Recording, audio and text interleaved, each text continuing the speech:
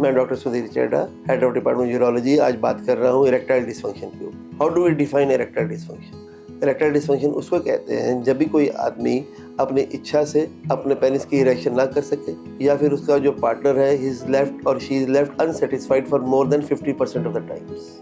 अब इसका कितना इंसिडेंस है? Above the age of 40 years, roughly 30 to 40% of the people suffer from some degree of erectile dysfunction. Now, there comes the etiology कि क्या क्या कारण होते हैं इतने ज़्यादा इरेक्टाइल डिस्फंक्शन होने के।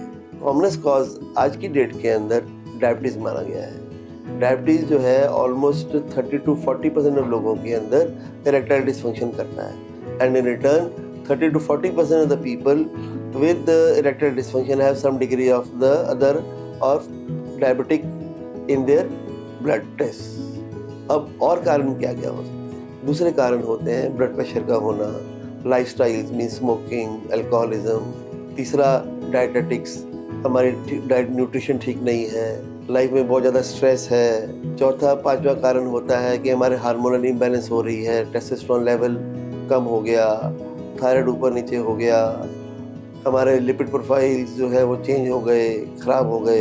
ये कॉमन कारण माने जाते हैं। अब इलाज, रही बात इलाज की, आज की डेट में इरेक्टाइल डिस्फंक्शन कोई बहुत बड़ा मुश्किल या कोई डेंजरस या कोई लाइफ थ्रेटनिंग चीज़ नहीं है, ये लाइफ डिस्टर्बिंग ज़रूर है। अब इसके लिए जब मैं पढ़ता था, हमें पढ़ाया जाता था कि 80% of causes of erectile dysfunction are psychological. अब जब मैं पढ़ाता हूँ आज की डेट के अंदर, मैं ये पढ़ाता हूँ कि 90% of the people we are able to find out the cause कि इस आदमी को ईडी क्यों हुआ, और डिपेंडिंग अपॉन द कॉज हम लोग उसका इलाज कर पाते हैं। मोटा मोटी कॉजेज जो होते हैं hormonal, vascular, nutritional, lifestyle related, endocrine, ऐसे होते हैं। सपोजिंग हमें शुगर है, हमें शुगर ठीक करनी है। सपोजिंग हमें ब्लड प्रेशर है, हमें ब्लड प्रेशर ठीक करना है। सपोजिंग हमारे न्यूट्रिशन B12 कम है, विटामिन D कम है, हमें उनको ठीक करना है। सपोजिंग हमारा टेस्टोस्टेरोन लेवल कम है, हमें उसको ठीक करना है। एंड अगर सपोजिंग कोई कारण किसी वजह से नहीं मिलता है, इवन देन हमारा इरेक्टाइल डिस्फंक्शन आज की डेट में इजीली करेक्टेबल है। हमारे बहुत सारी मेडिसिन आ गई हैं जो लोकलाइज ब्लड फ्लो बढ़ाती हैं, हमारे पेनिस की इरेक्शन की क्वालिटी को बेटर करती हैं।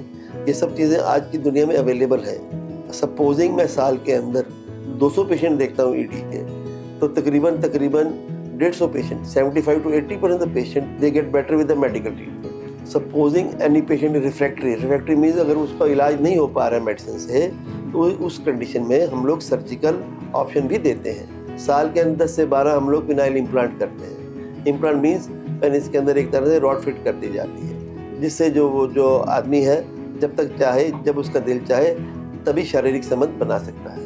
तो आज की डेट में इरेक्टाइल डिस्फंक्शन से हताश होने की ज़रूरत नहीं है। आप अपने नज़दीकी मेडिकल प्रैक्टिशनर से या नज़दीकी यूरोलॉजी से सलाह कीजिए। I am sure you will be able to benefit from the modern medicine. Thank you.